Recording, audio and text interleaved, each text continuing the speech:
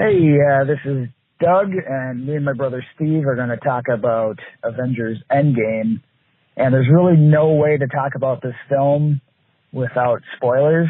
So if this is just auto-playing after whatever you were listening to next, you've got, the little intro that we have here on our podcast and the music to shut it off and come back later, because you don't want to get spoiled for this movie, unless you don't care, and then anyway, keep listening.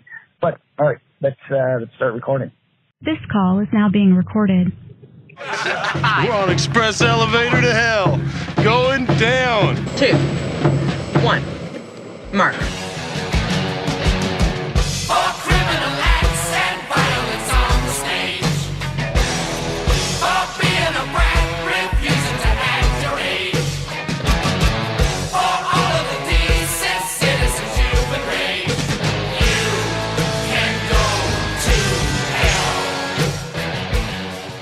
Okay, so this is it. This was the culmination of everything. We'd all been waiting for this. It was a big, big deal. Waiting for this to happen. It's been a year since the fantastic Infinity War, which I thought was probably one of the best things I'd ever seen, and you agreed. I mean, it was just incredible. And in fact, I rewatched it a couple of nights ago. It still holds up. There's not a minute of that movie that isn't wasted. It's just terrific. It's such a good movie. And it was like hard to think, like, are they going to be able to top that? Because that was incredible. And I can say 100%, it's everything I wanted and more. And it was a pure delight. I was just smiling the whole time. And I have to talk about my movie-going experience, because despite my terrible movie-going experience, and I've talked about this on the podcast many times, that I cannot stand the rudeness and the lack of respect for anybody in theaters now, and it's just 100% everything I fear, and it's terrible, and it's got to a point where it's just ridiculous, the kind of stuff you have to put up with now when you go to a movie. But despite all of that, even with the horrible things that I'm going to talk about, I still enjoyed the hell out of this movie. I loved this movie so much. It negated all of the terrible things that were happening around me, because it was just such an amazingly fun experience. I was just so happy, and I could just feel myself just smiling. Like, I was just like, oh my God, I'm so loving this so much. And, it was just terrific. I can't wait to see it again. And I will be seeing it again because of my experience at, the Rosemont Marcus Theater. I'm going to say it. Sorry, folks, but you let me down. This was terrible. It was awful. The screening and here's the funny thing, is that Doug and I both saw the movie in the same theater at a half hour apart. Because we didn't coordinate beforehand, and,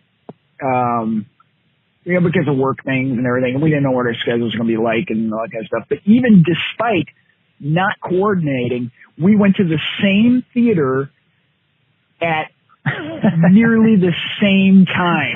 That's kind of funny. Probably the only reason that we went to a different screening is because I went to 3D and you didn't. Like, I think that's probably I don't like 3D. And then I had to do the time thing too, because I knew that I would be under a time crunch in order to be able to get to a screening. And I didn't want to go to a midnight show, and I didn't want to go to a 10 o'clock show. I wanted to go to an earlier one. So that was the earliest one I could get to. And it was close, but we made it. First of all, it was the smallest movie theater. Like, they used every screen in the theater. I was in the smallest movie theater that I have ever seen. It was so tiny. It was like sitting in somebody's like rec room. It was like, oh my God, this thing is small. But because it was so small, I'm assuming they didn't proportion the screen correctly, like, because it's all automated now, and so it was off, and I didn't realize it was off until at one point in the movie, it shows the title card, San Francisco, and all I saw was Francisco. Oh, really? So as soon as I saw that, I was like, oh, you got to be kidding me. Like, I'm missing the whole sand part of the screen. Like, that's a lot of screen. I lost a lot of screen. Well, now that you've brought that up, I remember thinking that the titles were really crowded to the edges, and I think even parts of the letters were cut off. Yeah, but it wasn't that bad. But now I'm wondering if ours was off too, because again, we went to the same Marcus Rosemount Theater, and but even worse than the brightness. That's what I had to complain about. I could not believe how bad it was. It was, and Kieran, my son, mentioned it immediately when we were watching the trailers, and I was like, yeah, there is kind of a flickering thing going on where it was like it would get really bright and then it would slowly kind of dim down and it would be really dark. And then all of a sudden it would flash back up to being light again, and then it would slowly creep back down to and it did this for 3 hours. I bet. And I wanted to go complain, but there was no way I was going to miss any of this movie. I wasn't going to walk out and mess around with a manager for 8-9 minutes. You know, it's like, that's not my fault. I'm not going to miss the movie because you have a bad projector. And so I just suffered through it. But, man, it sucked because there was, like, some parts in the movie where it was very dark in the movie. And once it went dark, it was bad. Like, I was like, wow, this is terrible. Like, this is like, I go to the movie theater because I expect to be able to see stuff when it's dark. And it was so bad. And so I complained. I mean, and we got free passes for another time. Yeah. So even in the midst of all the terrible projection thing, which was awful, and the centering thing, which was obviously bad. Oh, and another side note, when I talked to the manager at the end of the night, and I told her that the projection was bad, she listened to that. And then when I told her that the thing was off center, she goes, "Oh, well, I'm going to have to, beg to differ, from you on that." And I go, "Really?" I go, "Is there a city called Francisco that you know of?" Because that's what I saw. And she's like, oh, okay. And I'm like, yeah, I didn't even have to. I'm like, what are you talking about? You're going to argue with me that your thing was not off center? Okay. So that whole thing was terrible. But in the midst of all that, it was still a terrific movie. And we haven't even got to the movie yet. So let's get into the movie. Because, I mean, nobody cares about my problems with human beings. Oh my God. Blah. So much. I'm not even sure where to begin. I think we were talking about, of course, on the way back home, we were all just kind of discussing it in the car, and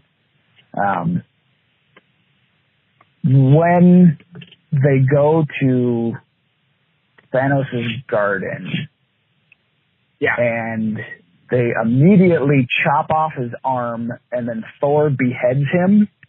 No. I was like, okay, I don't know what's going to happen anymore. I know. I have no idea what's going to happen next. Yeah. And that's in the first 15 minutes of the movie. That happens immediately. Like, this is not, like, long.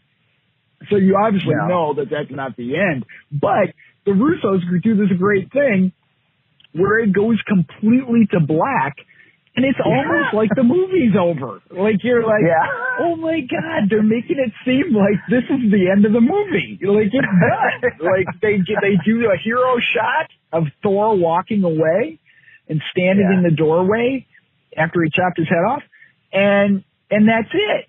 And then it goes 5 years later. 5 years later, and it's like, oh shit, this is so good. And then we go into the whole thing that we saw in the trailers, which is so great about the trailers is that they really didn't give away anything beyond that 15 minutes. They did show some battle stuff from the end, but it doesn't ruin anything. Like all those shots that they put in there, it doesn't ruin a thing. You know it's coming. You know that moment is coming when Cap tightens up his shield and looks like he's gonna go in for some kind of last stand kind of thing. But it doesn't ruin anything. It's very carefully chosen as far as what they showed us and what we were able to kind of see. There were so many surprises in this movie. There was the whole time heist, going back into so great. The different films. And not only that, but when Cap goes into the elevator and all those same guys are in there, and you're like, wait a minute. I know. How? Okay. I don't even know where to begin. Well, all the so people showing up. I mean, like the Hulk encountering the Ancient One, and I mean, just the smart Hulk in itself was so flawless. Great. So terrific. It looked like Mark Ruffalo and the Hulk. I mean, more than it ever has. And it's just so entertaining. It's just so terrific. And then it's so cool that I mean, I've talked about this before that Back to the Future Part 2 is one of my favorite movies. Just because that whole idea that blew my mind was this idea that you could go back into the first movie and see it from another point of view, see it from a different angle. Just off frame. And I always thought that was just such a great thing. And I was like, that just made me so excited. And this movie does that. You can tell that they love Back to the Future because they reference Back to the Future a bunch of times. And it's and I mean, you know how much I love time travel. I love time travel so much. It's my favorite genre of any movie. And the fact that as soon as they start mentioning time travel and he's like, so it's like a time machine. And he's like, no, it's not a time machine. What we're going to do. Okay. I guess it's a time machine. It is a time machine. It's this is so awesome. It's a time machine and we're going to have Avengers in time. And it was just such a terrific idea that we got to see this thing and it doesn't spend a whole lot of time explaining how it all works and everything. It doesn't matter. It's a flux capacitor. Who cares? I mean, it's just they can do it. The whole team can do it, and they all have their own figures it out. He's got whatever the secret, to figuring it out that Hulk can figure out, and so that brings it all together. And it really doesn't need much more than that. It doesn't need more than that. Genius. And it's so great when they're putting everything together and they're like, okay, so where are the stones? Okay, so they're here and here and here and here, and then they figure out that wait a minute, there's a time when three of the stones are in one place. Yeah. So we can go to New York and we can get three stones at one time. And it's that's so cool. That's so fun. And then to see the Chitauri thing again, and then the whole thing about Thor: The Dark World, which is notoriously the worst Marvel movie, and everybody thinks it's the most boring and uninteresting and whatever. They knew that, and they totally play it up because they actually have Thor try to explain the plot of Thor the Dark World, and everybody's looking at him like, and everybody's looking at him and they're like, okay, then what happened? You know, and it's like, and they're as bored as we were when we saw the movie. Like, it's such a great, like, nod to, like, the fans to be like, we get it. Thor the Dark World sucked. You know, and we're gonna acknowledge that, and we're gonna have fun with it. And that was so cool. We gotta talk about Thor's introduction in this movie, though. After the 5 years. God. Oh man, Big Lebowski. So he's like the dude. Oh my God. And there's Korg and Meek.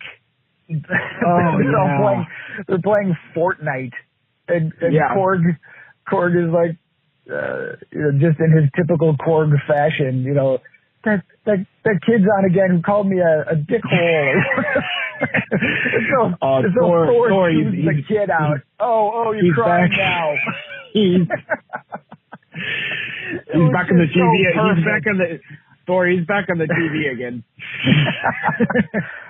My kids were dying because they're like, this is every Fortnite game. They were just rolling. Man. They thought that was the greatest thing ever. Yeah, Kieran really enjoyed that too. That was really fun.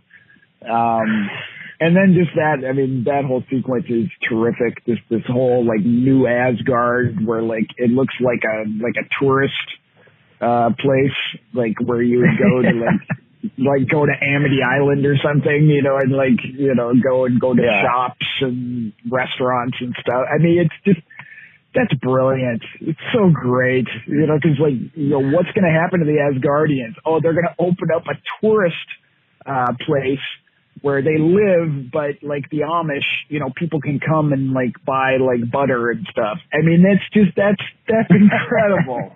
What an awesome thing. And I loved Hulk in his glory of people coming up and wanting photos, and he's just loving being a celebrity.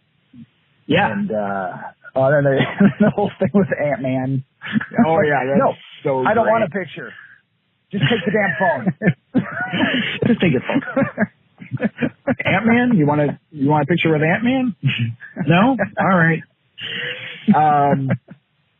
It's so cool. Another thing so weird is that, you know, looking at the action figures, because, you know, we thought that those are going to be big spoilers, you know, the action figures were so wrong. Like, everything was wrong about them. Like, they must not have given them any kind of access to anything beyond, like, the first trailer. They didn't know anything. Like, they had Captain America in the Avengers suit with his, you know, cowl on, and like Iron Man is in the Avengers suit with like his Iron Man helmet. None of that happened.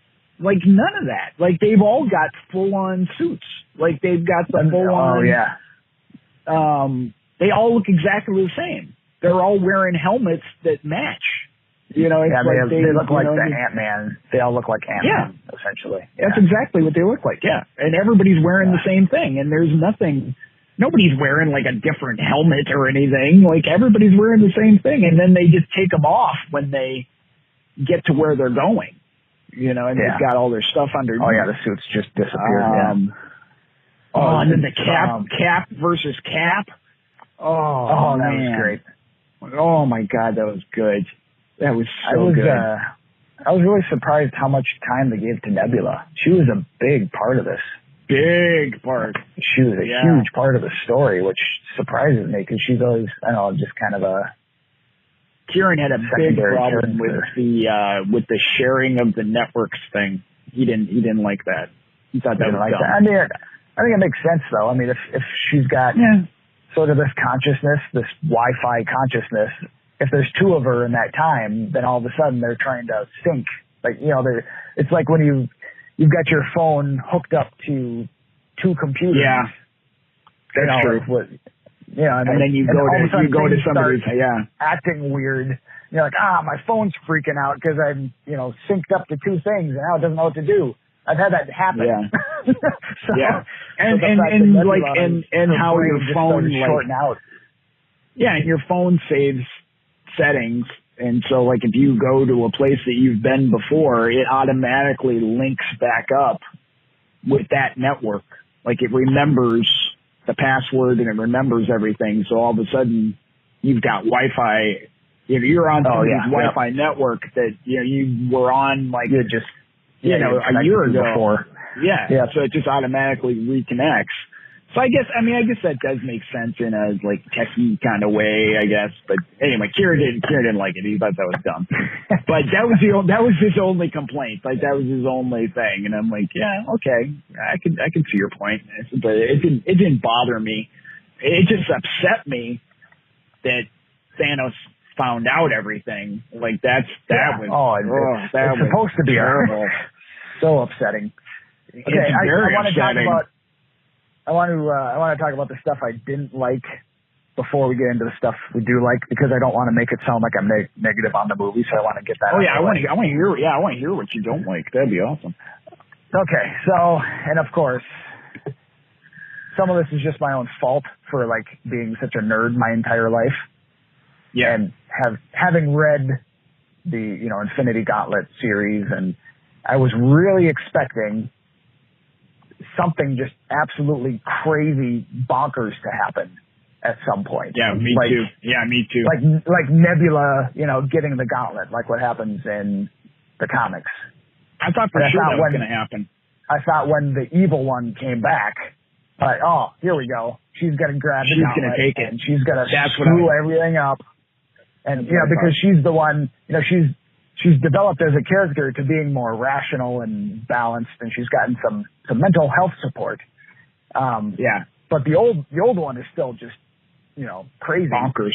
And so I thought she was going to grab the gauntlet and, things were going to get all wacky, which they didn't do. And no. And I think, that was smart. I think taking things to an even crazier level, they kept everything grounded in everything that we've seen before. So I think, that was wise. It was just my own fault for expecting something like that. I also a bigger enemy.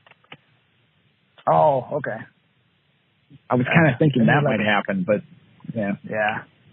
I also didn't like that when they finally did get the stones all together and Hulk puts the glove on. I mean, it fries him, like it did Thanos. But in the comics, and again, I'm going to explain why my criticisms are nothing. But this is what I was feeling. In the comics, Hulk has got like probably the fastest healing factor of anybody. Like he can get hit by like a nuke and be just constantly rehealing as it's happening. As his flesh is deteriorating. Yeah, it's just building it right back, almost instantaneously. And so, like, the fact that he was so damaged, and it even took, at the end of the movie, he's still, like, in a sling and his arm is all weird. I'm like, come on, he should have healed up from that. But, again, they haven't really established that in the movie universe. So, okay. That gets a pass also. And then, of course, we got, now getting to the end, Tony dying, which again is set up because, Thanos gets severely damaged when he does it. Hulk gets, damaged when he does it. So when a regular guy puts it on, it's just going to take everything out of him. And I thought, but he's got the power, all the powers of everything. But again, that's from the comic. It's not established in the movies that, he can go back and change things. Well, I guess Thanos did use the time stone, but I was thinking, he's got all the stones. Why can't he just reheal his body? Why can't he just make himself whole again? Because they had to put all the stones back I was like, oh, well, they can just go back but then they did talk about that earlier. They're like, that's not how time travel works. Like, you can't change the past. Like, if you change the past, that doesn't help. Yeah. Like, it's like, I don't know. You know, well, it's hard, you know, because that gets a little hinky at the end. Because, well, Nebula, along with Thanos and everybody from the past, comes forward into the present, which is their future. Yeah. So the old Nebula dies. Yep. But we still have the new Nebula. She's still alive. Yeah. How would that be? Like, why wouldn't she vanish? Why wouldn't she pop out of existence then? I think because it happened, so it can't have not happened. I don't know. That's where it gets weird. Right. And that's where, yeah. And that's, but I guess that's where I get confused when Cap goes back and stays. Exactly. So she was there the whole time then, aging at a normal rate. Yeah. See, and that's a coincidence too. She asked me about that, and I was like, well, he's still there. I'm like, he's just frozen. I said, so he's still frozen, and so he goes back. Nobody knows that Cap. That's not the Cap that was frozen. Yeah, they just think, oh well, he just came out early, you know, because he goes back to the frozen and still gets discovered in the Avengers. Just like he ran, just like he ran into himself at the Chitauri thing. Yeah, he could have run into himself in the 50s, but he couldn't because he was frozen. One was locked in ice, and so he just shows up. Because he sees her through the window when they're getting, which is an incredible sequence, when he's getting the stone from S.H.I.E.L.D. From the 70s. Yep. Was it the 70s or the 50s? That was the 70s that he went back. Oh, it was the 70s. Okay, I couldn't remember. Yeah, that's right. 70s. Tony went back to the 70s. Right. Yeah, because they ran. That's right, because that's when we got our last Stan Lee cameo. That's right. Yeah. Which was awesome. Although, you know what? I mean, as much as I love those Stan Lee cameos, I'm okay with them not having any more. Cause it's like, I mean, they're great, but after a certain point, it's just like, every time you show one of those, you just take me out of the movie every single time. Like, every single time. Like, and that's fine. I don't mind being taken out of the movie, but we don't have to make up things now to take me out of the movie. Like, just pay your homage to Stan some other way, and you know, and that's okay. We don't need the cameos. Like, that's fine. Yeah. I mean, I'm perfectly okay with. I'm perfectly okay with it. No disrespect to Stan Lee at all, but you know, it's like I'm watching the movie now, and I just want to watch the movie. Like I don't need to see Stan Lee as a bus driver or whatever. You know, it's like it's not important to me anymore. But yeah, it's a great sequence. And so so he sees her through the window, and then so you know he's like, oh my God, she's here in the 70s. So when he goes back to put the stones back everywhere, he just stays. Well, but I think he went back farther. Because he didn't go back to the 70s. He went back. Those cars were not 70s cars. Those were like... Yeah, that's cars. right. So he went back. See, that's why I thought it was... That's why I thought it was like the 50s. But yeah, you're right. It could have been like late 40s. It was after the war. Let's put it that way. Yeah. That's why I think that's what they were alluding to, that the war was over and he could live peacefully with her. But is there like Captain America kids out there now? Is there? Well, yeah. Are there Rogers out there? Well, there could be, and well, that's where Sharon Rogers comes from, maybe. I don't know. You know, it's like it's so weird. You know, when you start getting into that stuff, it gets really confusing. And if you think too hard on it, it's like, okay, so Captain America is back in the late 40s, early 50s or whatever, living with Peggy, Does that mean he doesn't do Captain America stuff anymore? Like he doesn't do any hero stuff at all? He's just like a normal guy?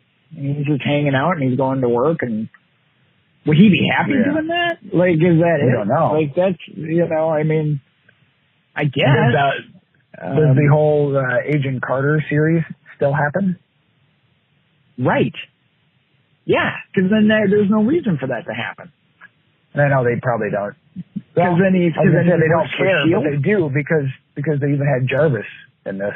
Exactly. And then so, remember the thing about the car I was telling you? Yeah. About the car. It just happened. It just happened just now. It's amazing. That's incredible. I cannot believe this for 1 second. It's mind-boggling. Anyway, it's a guy with nachos. Quickly, I'm doing this from the parking lot of a shopping mall because I wanted to get this call in, and I was doing errands. And I told Doug that at the social experiment, I'm going to park as far away from everything as I possibly can, so that way I don't have anybody bothering me. And I told him, I said that invariably somebody is going to park next to me because it always happens. Like, it doesn't matter where you park. And there's no reason to be anywhere near where I am right now. Like, I am so far away from anything close to an entrance to this mall that it would be ridiculous for you to park next to me. And I told him I would let him know when somebody does. And they just did. They just did. Two spaces away from me. That's really unbelievable. Yeah, I know, it's crazy. It truly is a real thing. Like, no matter where you anyway, it doesn't matter. Okay, so time travel notwithstanding. Yeah. That gets weird. Okay. Couple other things. They turned Hawkeye. I'm done with stuff I didn't like. Although I'm fully expecting, because everybody loves this movie so much, I'm fully predicting and expecting in about 6 months everybody's going to hate it. Because that's always what happens. Yeah, they'll start poking holes in it. Yeah. Well, here's one thing before I forget, because I had to understand this part too. Okay, so Hulk puts on the Infinity Gauntlet that they make, and he snaps his fingers, and evidently which I want to get successful. I want to get into that before you go any farther. Sorry, the whole snapping thing that started in Infinity War, doesn't actually have to happen. That's what I was wondering. Like, the only thing Gamora says was at the beginning of Infinity War when they're talking about Thanos getting all the stones. She says if he gets them all, he can, do whatever he wants like this. She snaps her fingers. Well, that became a thing then, where they have to stop him from snapping his fingers. It doesn't matter. He's got all the power. He could just use his mind to do whatever he wants. So she would have said, in the blink of an eye, he could wipe out then they'd have to stop him from blinking. Stop him from blinking. Yeah. That's so funny. Well, that's the thing. So it becomes a thing that you have to snap your fingers. Yeah. But here's the thing I got confused about is that I was like, okay, so he snaps his fingers, and evidently everybody comes back. Like it works. Like he's able to bring everybody back. And so I was confused.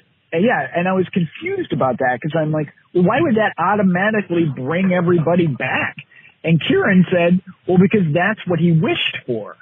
And I'm like, what? I'm like, so now the Infinity War, it's like a genie? Like he can just say, I would like 5 more Infinity Gloves. Just like what is that? I don't understand that at all. They could have just taken all the stones and made like a really complicated wishing well. Like I know, like wishing well. They throw a penny in there.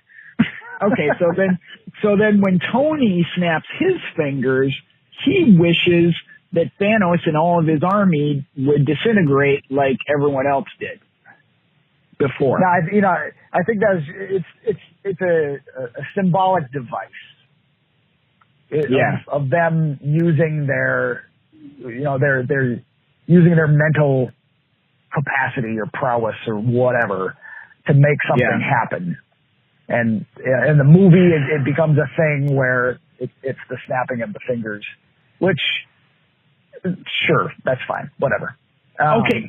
So wait a minute. But Hulk says, "I'm sorry, I tried. I couldn't bring her back too." So he was obviously trying.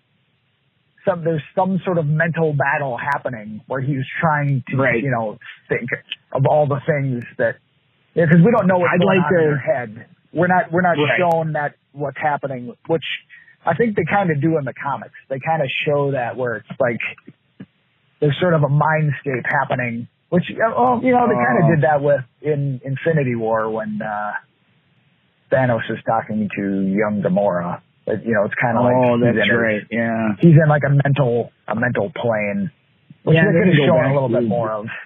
Yeah, they didn't go back to that. But then the really confusing thing, this is what really kind of blew my mind a little bit, was when Spider-Man was talking after everyone comes back, and he says, after we all went dusty and everything, Doctor Strange was keeping us in a place safe until it was time for us to until we could get out. And then he started doing that swirly thing with his hands, that he does. And then now here we are.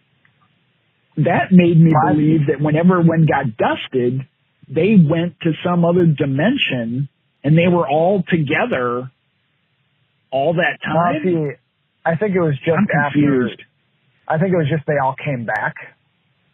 They all came back, and then Doctor Strange was waiting for that to happen, and so he just quickly gathered everybody up, and then they're waiting for the next thing. So he knew that was going to happen. He knew the Hulk was going to do that, and he was just bring waiting them all back for him to do it.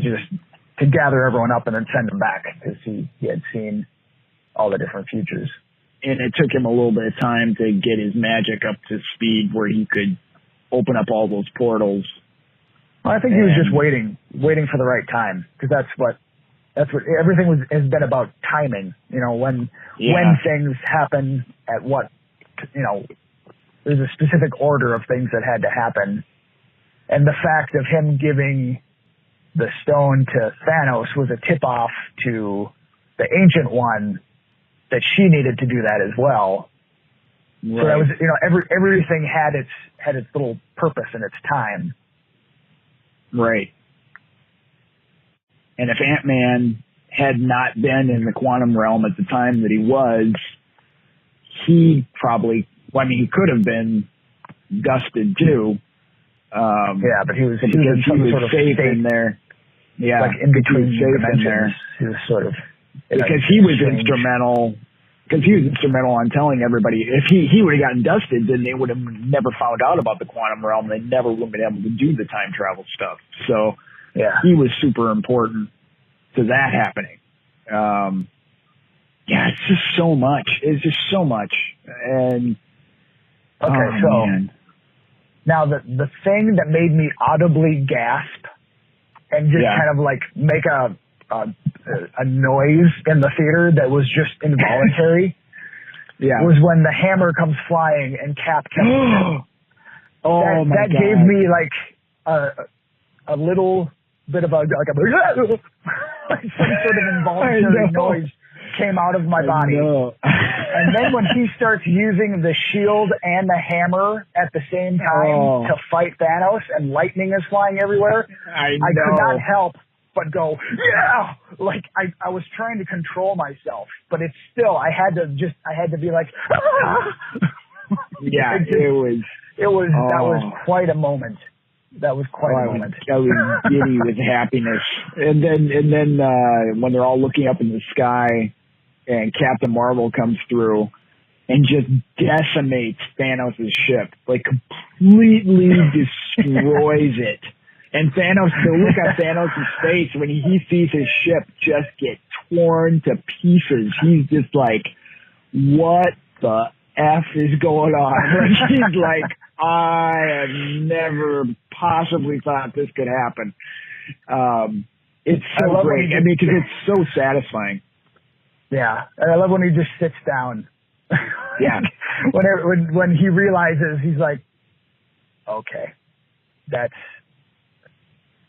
it's done. They did it. And I'm that's what's so great about the Russos is that they knew, this is what's so great about them is that they knew that we would want to see Thanos just beaten down. Like, we just want to see him just get the crap kicked out of him by everybody.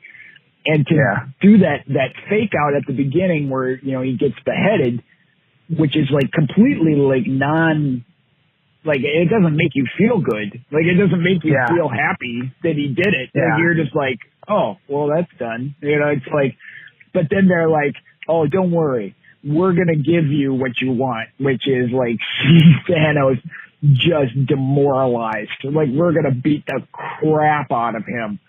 And he's defeated in every possible way. I mean, like, emotionally, he's just like, oh, amazing. I guess this is my end. And I've resigned to the fact that I'm done. He just keeps going. He just keeps going, but it's just like, oh, they just keep beating him down. And then when, of course, you know, when it's him against Cap, and Cap is just like, I mean, he's giving him everything he has, and his shield is broken, everything is down. Like, he is just, the last bit of him is going to stand against this enormous army. Then all of a sudden, all those portals open up, and all of the Avengers come back. Every single MCU Avenger, except Vision, except Vision. What happened to Vision? I can't believe they didn't even revisit. I know, they didn't even revisit it. Like, they didn't even like, hey, can we do something about acknowledge it, or? Yeah, can we do something about the toaster that got, you know, broken last time? Like, can't we do anything for him? Like, he's a machine. Like, can't we fix him? Like, it doesn't. I was so waiting for like Shuri to fix him and have him come back, and they just kind of just blew that off. Like, it's just like, nah, he's done. You know. Well, Shuri was gone too during this time. Yeah, which was weird because I didn't think she was, and then you find out she is. And now what's going to happen with this TV series? Because now they got this WandaVision thing coming out on Disney Plus. That was the next thing that I was curious about. So there's three things that I'm really interested about now after this movie came out. So Black Widow, I guess it's been revealed that that's going to be a prequel. Right, they did say that. She's gone. Yeah, which was weird. Number that two, was a weird choice. Falcon and Winter Soldier. I'm assuming it's going to be a Captain America TV show now. Yeah, it's got to be. So it's going to be like him becoming Cap. Yeah, it's going to be like Captain America and Bucky. Their adventures together.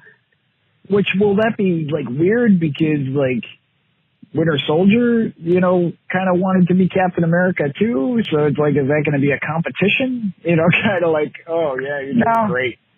You know, no, because I think they handled it well at the end of this one, where Bucky kind of looks and gives him the nod, like, you've got it. Well, he knew it was going to happen.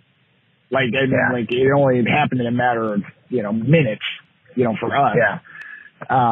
But when he left, he was like, you know, don't do anything stupid while I'm gone. And he was like, goodbye. Like, he was saying goodbye to him. And you were like, oh, yeah. Why is he saying goodbye? He's going to be back in like 5 minutes. Like, why is he saying that?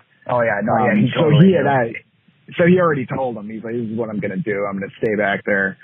And or he just figured it out. I mean, he was just like, I know.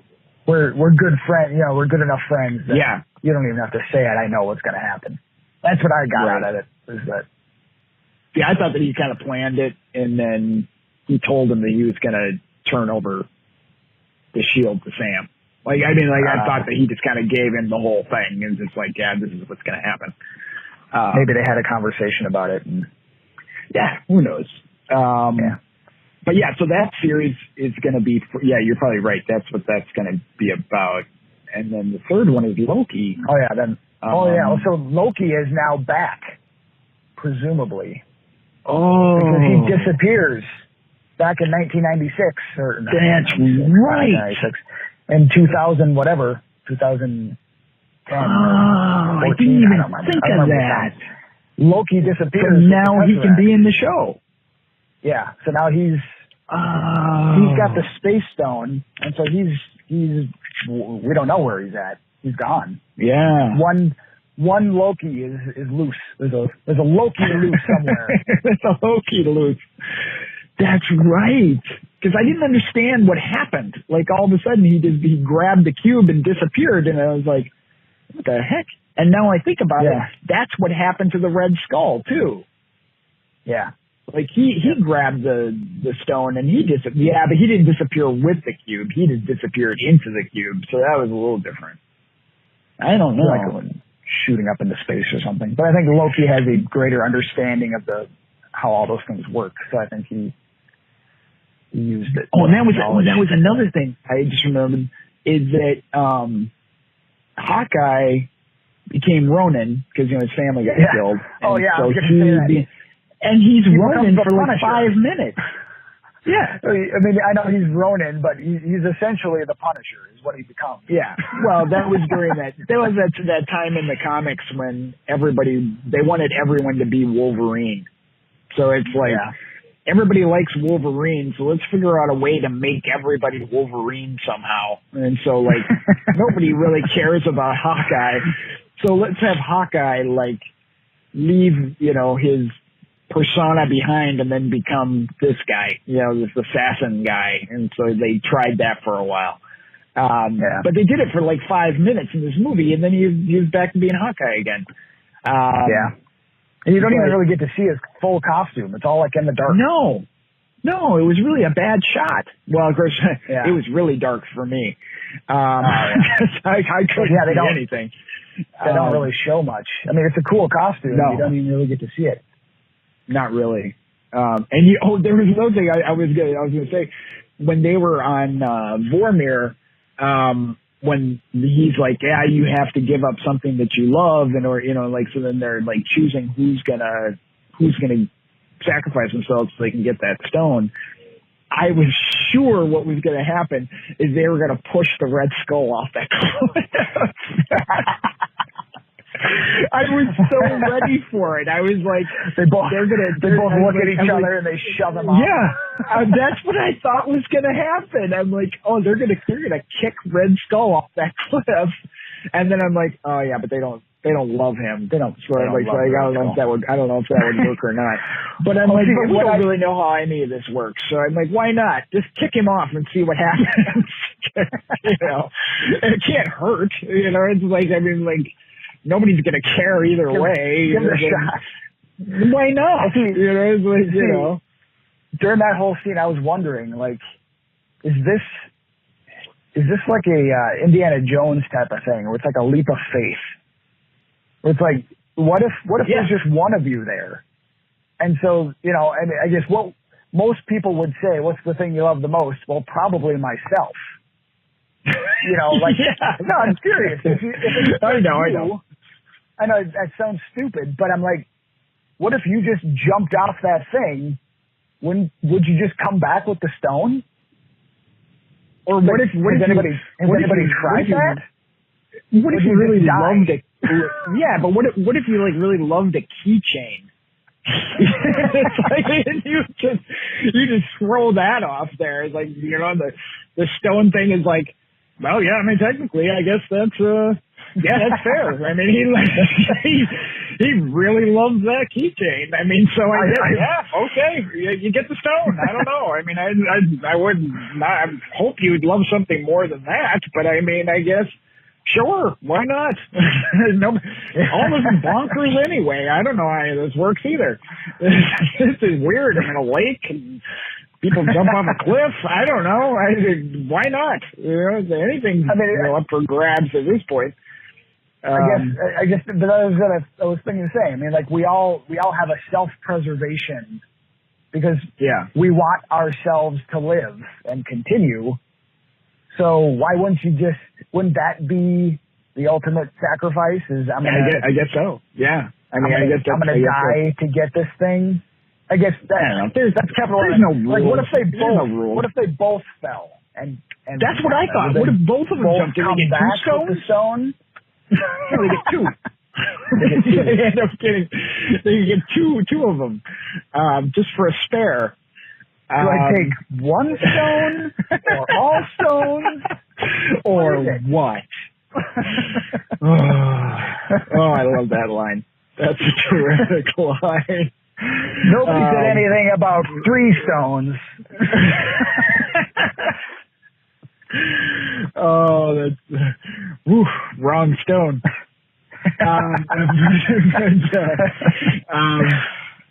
But the other thing I totally forgot about too that's so amazing is we get the Guardians of the Galaxy opening again, and then we get to see what it looks like from the outside, which is some idiot just singing. Just singing and dancing. That was brilliant. That was really terrific. That was really fun. And the interaction between Thor and his mother was really sweet. That was really nice. Yeah, that was nice. And so she's like, you're not my Thor. You know, I mean, you're not the Thor from here. And he's like, oh, sure I am. You know, and it's like, oh, honey, I can tell. You know, it's like, and then she just hugs him, and it's so sweet. It's such a nice thing.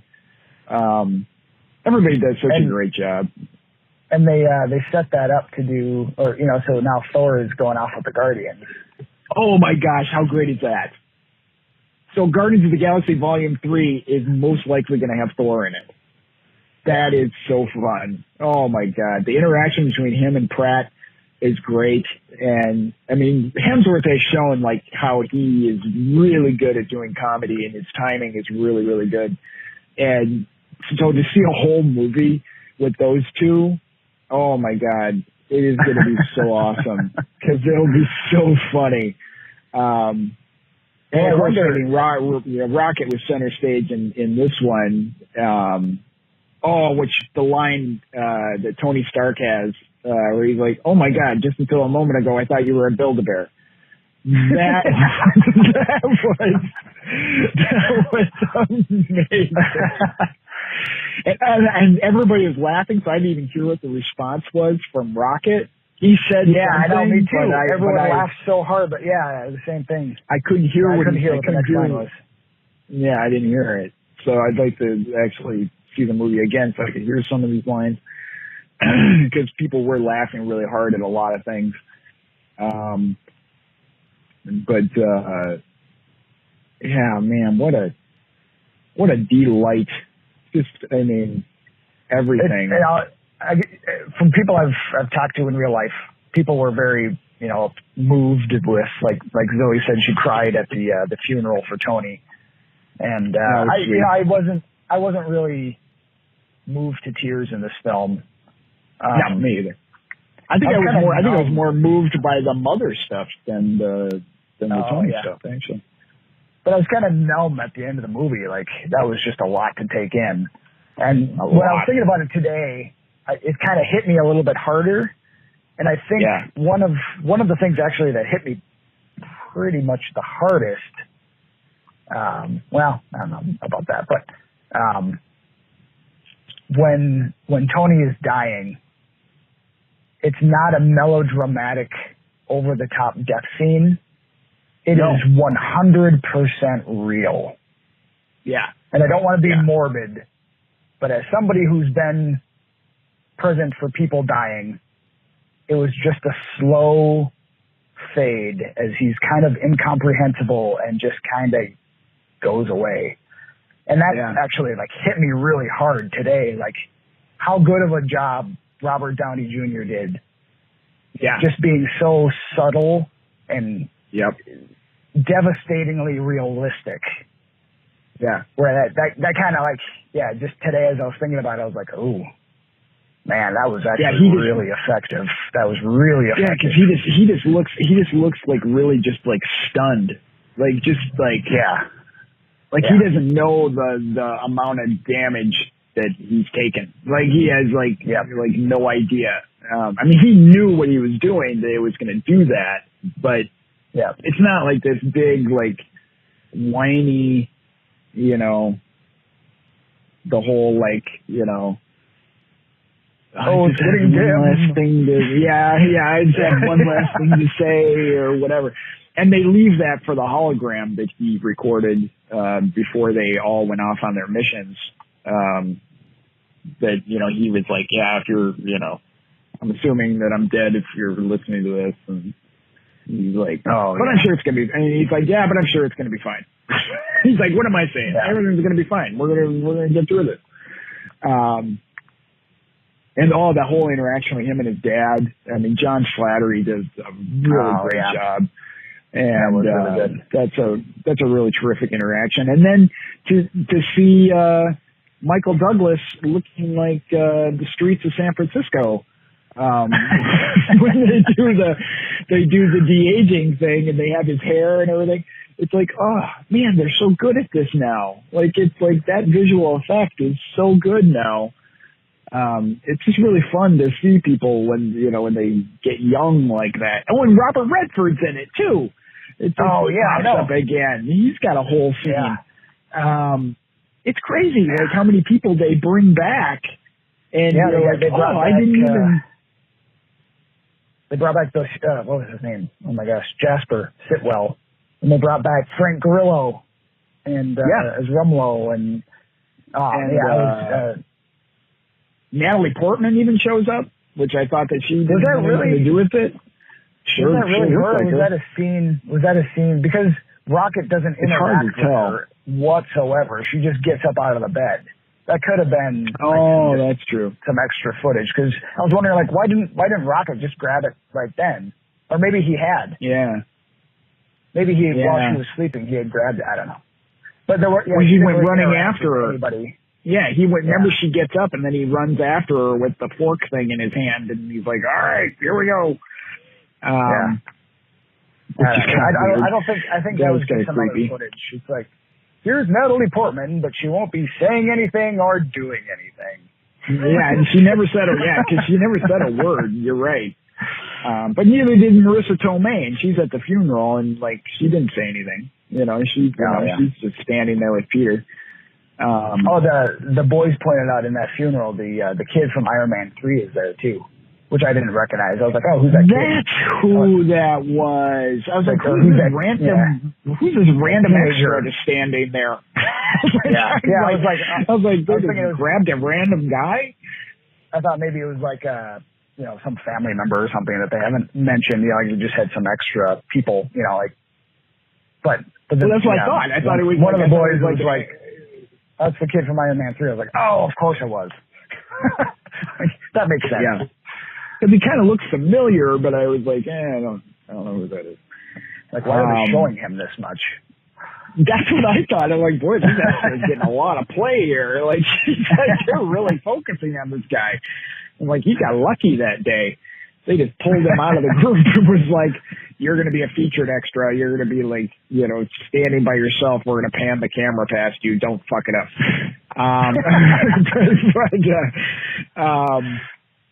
Yeah, it was sad. I mean, I don't know. I mean, and then we were talking about that too on the way home, that it's just like, Kieran was like, I can't believe they killed Iron Man. And then I'm like, yeah, I mean, I understand why they did. I mean, it's the closure of the whole story. It started with him and it ends with him. And if you think about it, it's really his fault from the beginning. Like he actually causes all of this to happen. I mean, like reasonably, but it's his fault. I mean, because if he never would have made the AI to make sentient armor kind of things, Ultron never would have been born. And if Ultron was never born, then Ultron would never have killed Baron Zemo's family. So Baron Zemo never wouldn't have been made, because he would have been living a happy life. So he is the one that breaks up the Avengers and causes the big split with everybody, so that when Thanos shows up, everybody's divided and nobody knows what's going on. There's no communication.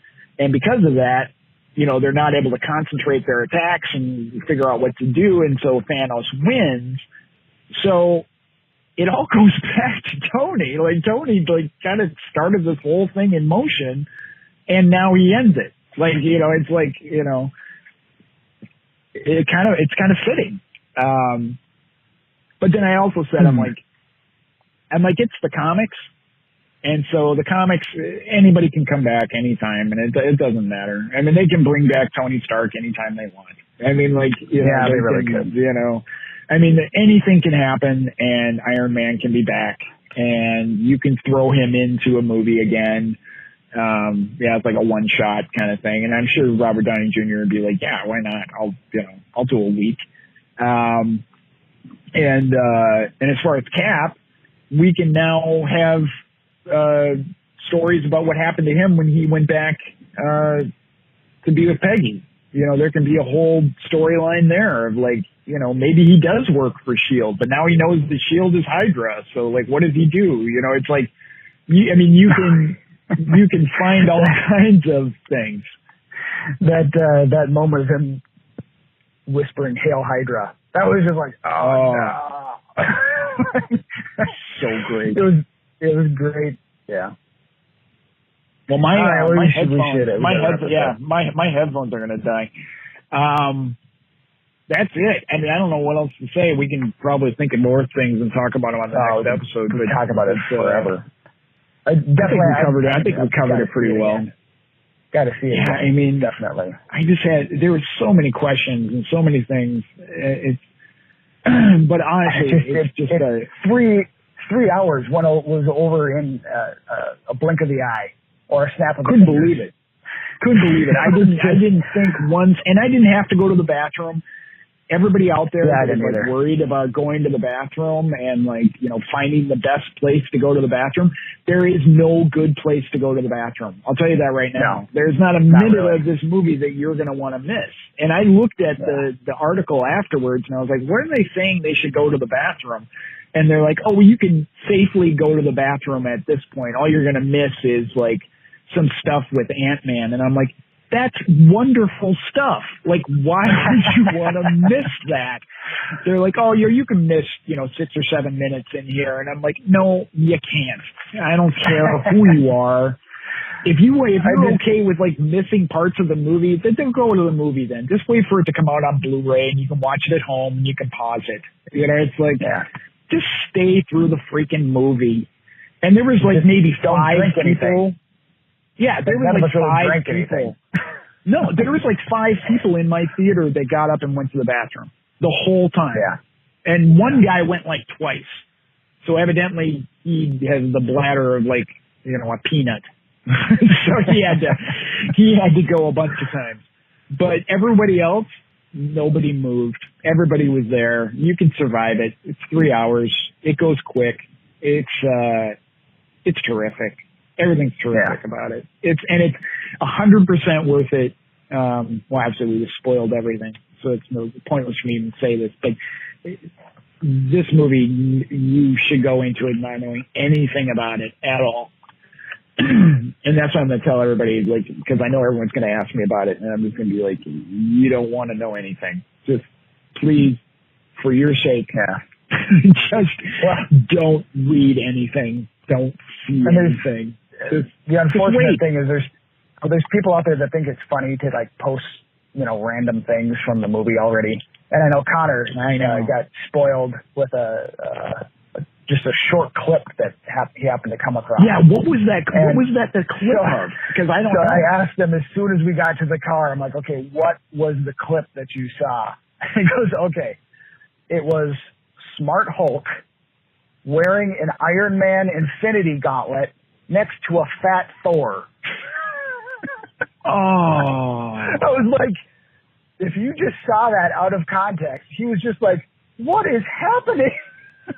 Oh, I'd be so mad. I'd be so mad if I saw that.